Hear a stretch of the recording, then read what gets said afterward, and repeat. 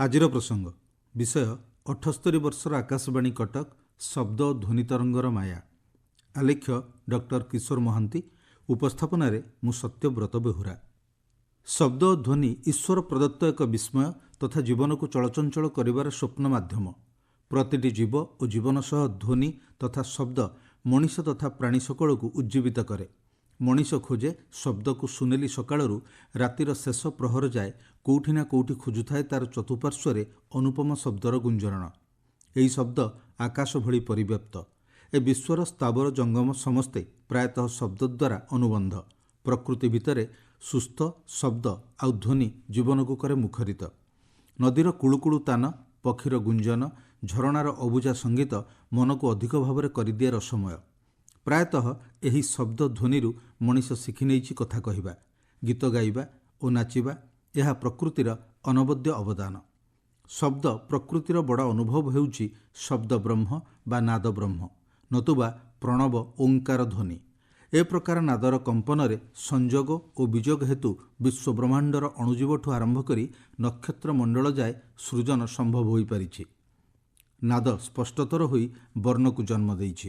ବର୍ଣ୍ଣରୁ ସ୍ୱର ଆଉ ସ୍ୱରର ସ୍ଥାପନ ହେଉଛି ସଙ୍ଗୀତରେ। ଏହି ଶବ୍ଦ ଓ ଧ୍ୱନିର ଅପୂର୍ବ ସଂଯୋଗୀକରଣ କରିଛି ବେତାର ବା ରେଡ଼ିଓ। ଏହି ଶବ୍ଦ ସଞ୍ଚରଣରେ ବେତାର ବା ରେଡ଼ିଓ ଏକ ଯୋଗସୂତ୍ରକାରୀ ସଶକ୍ତ ବୈଦ୍ୟୁତିକ ଗଣମାଧ୍ୟମ, ଯାହା ସାରା ବିଶ୍ୱରେ ଆଜି ଚହଳ ପକାଇ ପାରିଛି। ଏହି ଶବ୍ଦ ଓ ଧ୍ୱନିର ଅପୂର୍ବ ସଂଯୋଗୀକରଣ କରିଛି ଆକାଶବାଣୀ। ଏହି ଶବ୍ଦ ସଂରଚନାରେ ଆକାଶବାଣୀ ଯଥାର୍ଥରେ ଏକ ଯୋଗସୂତ୍ରକାରୀ ସଶକ୍ତ ବୈଦ୍ୟୁତିକ ଗଣମାଧ୍ୟମ। ଆକାଶବାଣୀର କଥା ଆସେ ଭାସି ଭାସି ଶବ୍ଦ ତରଙ୍ଗରେ, ତରଙ୍ଗାୟିତ କରେ ମନ ଓ ପ୍ରାଣକୁ। କଥାରେ, ଗୀତରେ, ପୁଣି ହସରେ, ସୁଖରେ, ଦୁଃଖରେ ଆକାଶବାଣୀ ଚେତେଇ ଦିଏ, ପୁଣି ବେଦମ୍ ହୁଏ। ପୁଣି ସଙ୍ଗୀତ ସାଗରର ଅଗାଧ ଜଳରେ କେମିତି ଭସାଇ ନିଏ କେଉଁ ସ୍ୱପ୍ନ ରାଇଜକୁ। କେତେ କେତେ ସ୍ୱପ୍ନ ଓ ସ୍ମୃତିକୁ ସାଉଁଟି ନେଇ ମନର ବେଳାଭୂମିରେ ବିଞ୍ଚି ଦିଏ ଆଉ ଆତ୍ମହରା କରେ ମଣିଷକୁ। ଏ ମାଟିର ମଣିଷ ଭିତରେ ଆକାଶବାଣୀ ଖେଳାଇ ଦିଏ ନିଚ୍ଛକ ଭଲ ପାଇବାର ଅମୂଲ୍ୟ ମନ୍ଦାକିନୀ ଧାରା।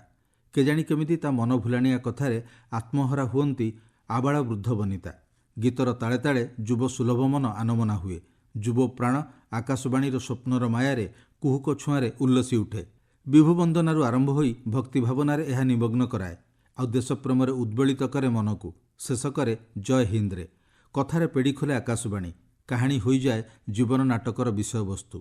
ଜୀବନ ନାଟକରେ ଛବି ଦେଇପାରେ ନା ସତ, ଆକାଶବାଣୀ ସବୁରି କଥା କହେ ନିଜ ଲୋକ ଭଳି। ଶ୍ୱେତ ବିପ୍ଳବ, ସବୁଜ ବିପ୍ଳବ, କ୍ରୀଡ଼ା, କୃଷି, ସ୍ୱାସ୍ଥ୍ୟ, ଶରୀର ଚର୍ଚ୍ଚା, ଏମିତି କେତେ କେତେ କାର୍ଯ୍ୟକ୍ରମ ମନକୁ ଭୁଲାଇ ଦିଏ। ଦୁଃଖ, ଯନ୍ତ୍ରଣା, କ୍ଳାନ୍ତିକୁ ଦୂରେଇ ମନକୁ ଟିକିଏ ହାଲକା କରେ। ସମ୍ବାଦ ସୂଚନା ଦେଇ ଦେଶ ଦୁନିଆ ସହିତ ପରିଚିତ କରାଏ। ଯେତେ ଯେତେ ଶୁଣୁଥିଲେ ଯେମିତି ଶୁଣିବାର ପିପାସା ଏ ମଣିଷର ଅଧୁରା ରହିଯାଏ।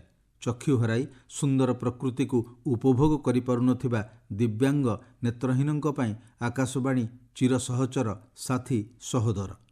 ଆଖି ବୁଜିଦେଲେ ସଂସାରର ସବୁ ଦୃଶ୍ୟ ଆପେ ଆପେ ବୁଝାଇ ବସେ ଆକାଶବାଣୀ ତା ପାଖରେ। ଆଦିବାସୀ ସଙ୍ଗୀତ ହେଉ ଅବା ଲୋକସଙ୍ଗୀତ, ଆଧୁନିକ ଗୀତ, ନାଟକର ଗନ୍ତାଘର ହେଉଛି ଆକାଶବାଣୀ। ଶବ୍ଦ ସଙ୍ଗୀତର ଅପୂର୍ବ ଝଙ୍କାର ତୋଳି ଆକାଶବାଣୀ ମନକୁ ରସାୟିତ କରେ। 1948 ମସିହା ଜାନୁଆରୀ ମାସ 28 ତାରିଖରେ ପ୍ରତିଷ୍ଠା ହୁଏ ଆକାଶବାଣୀ କଟକ ବେତାର କେନ୍ଦ୍ର, କଟକସ୍ଥିତ ମଧୁପୁର କୋଠିରେ। ଆକାଶବାଣୀ କଟକ ସେତେବେଳଠାରୁ ବୋଳି ଆସିଛି ସଭିଙ୍କ ମନରେ ବସନ୍ତର ରାସରଙ୍ଗ। ଭଲ ପାଇବାର ଛନ୍ଦ ମନରେ ଗୀତରେ ବାନ୍ଧି ଦେଇଛି ମଣିଷ ହୃଦୟକୁ। ଶତ୍ରୁତାକୁ ଭୁଲିଯାଇ ଆପେ ଆପେ ରେଡ଼ିଓ ବଜାଇ ଦେଉଛି ବନ୍ଧୁତାର ଅମୀୟ ସ୍ପର୍ଶ। ଶବ୍ଦ ଯୋଡ଼ି ଦେଉଛି ଭାଙ୍ଗି ଯାଇଥିବା ହୃଦୟକୁ। ମନକୁ ରଙ୍ଗେଇ ଦେଉଛି ନାନାବାୟା ଗୀତରେ। ଧୁଡ଼ୁକି ଗୀତ, ଘୋଡ଼ାନାଚ ଗୀତ, ରସରକେଲିର ପାରମ୍ପରିକ ରସକୁ ଆୟୋଜନ କରିବାରେ ସତରେ କି ଆନନ୍ଦ।